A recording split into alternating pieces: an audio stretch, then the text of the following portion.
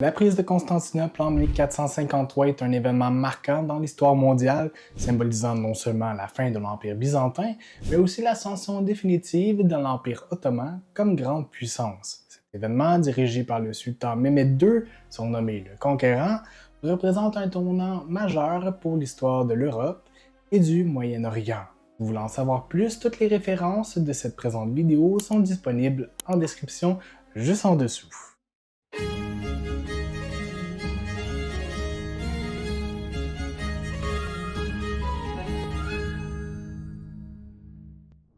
Au milieu du 15e siècle, l'Empire byzantin n'est plus que l'ombre de lui-même. Constantinople, sa capitale, est entourée par les territoires ottomans et son économie est en déclin. Depuis la montée en puissance de la dynastie d'Osman, les Ottomans avaient peu à peu grignoté les territoires byzantins et Constantinople restait la dernière grande citadelle à tomber. Mehmed II, devenu sultan en 1451 à l'âge de 19 ans, avait une vision claire. Faire de l'Empire ottoman une puissance centrale en s'emparant de la ville stratégique qui contrôlait le commerce entre l'Europe et l'Asie. Friedrich Hetzel, dans son ouvrage L'Empire ottoman, souligne que Mehmed II hérite d'une armée disciplinée, renforcée par des innovations militaires, notamment l'artillerie lourde. Il est alors prêt à capitaliser sur les faiblesses byzantines tout en mobilisant une vaste force armée pour l'assaut de la capitale impériale.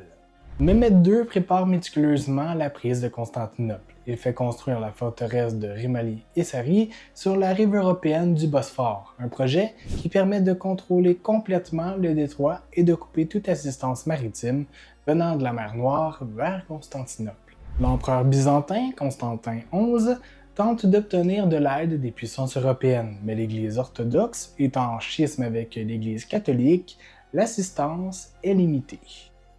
Les Ottomans rassemblent une armée de près de 80 000 hommes selon certaines sources, et Mehmed II s'assure d'avoir à disposition une puissante artillerie, notamment des canons géants conçus par l'ingénieur hongrois Urbain.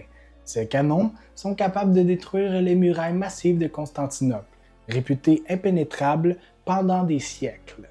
Le siège de Constantinople débute le 6 avril 1453. Les Ottomans encerclent la ville par terre et par mer. Constantinople, malgré ses célèbres murailles théodiciennes, est défendue par une garnison de moins de 10 000 hommes.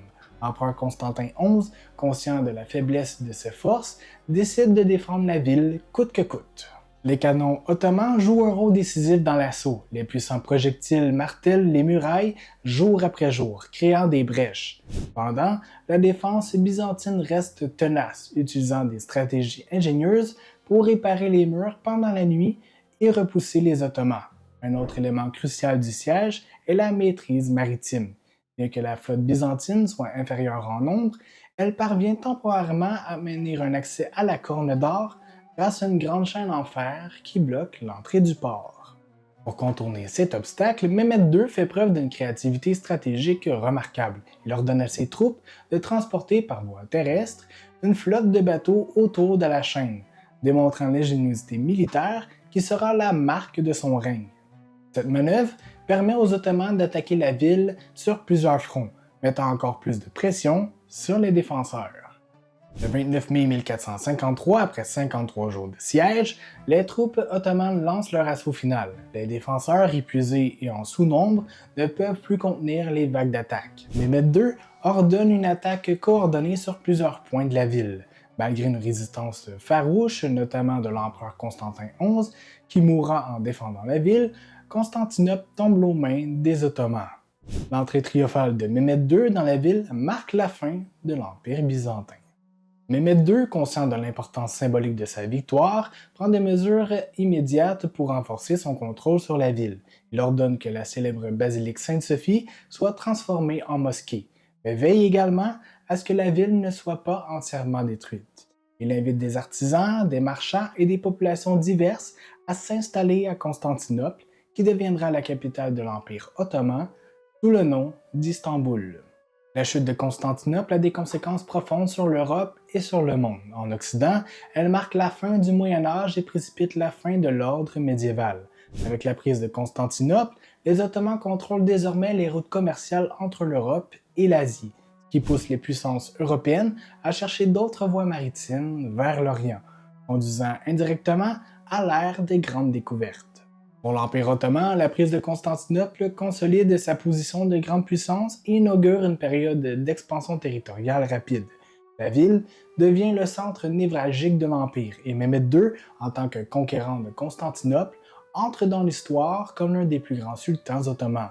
La prise de Constantinople en 1453 est un événement charnière de l'histoire mondiale. Grâce à une stratégie militaire innovante et à une détermination sans faille, Mehmed II réussit à mettre fin à plus de 1000 ans d'histoire byzantine et à asseoir l'Empire ottoman comme l'un des plus puissants et les plus redoutés de l'époque moderne.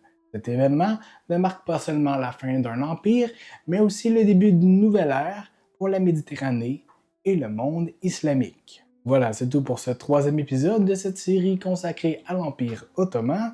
J'espère que celui-ci vous aura plu. Comme d'habitude, je vous invite à mettre un pouce, à laisser un commentaire et à activer la cloche. Et moi, je vous dis à la prochaine pour une prochaine capsule. Bye bye!